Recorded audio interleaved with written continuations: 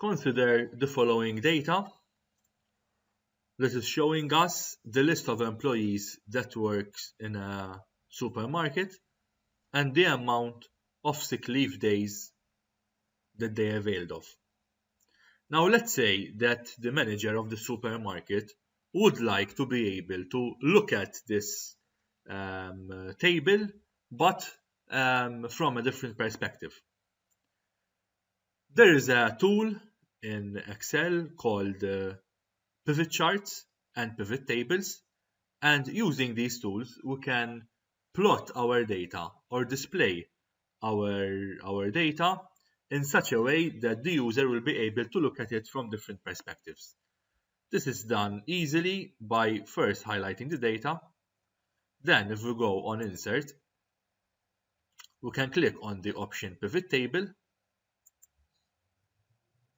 I am going to choose to put it in a new worksheet. Click on OK, and here we have the pivot table. Now, if we take, for example, the job description and the sick leave days, here we have a summary of the different types of employees. So we have cashiers, cheese counter attendants, meat counter attendants, and stickers, and the amount of sick leave days that they availed of. If we want more information and we want to see actually who are the employees, if we choose, for example, employee name, then we can see the information better from here.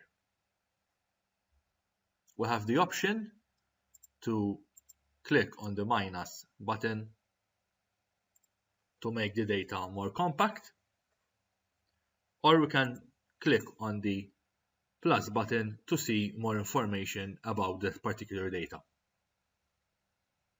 Note that here we also have some filters that we can add according to our exigencies.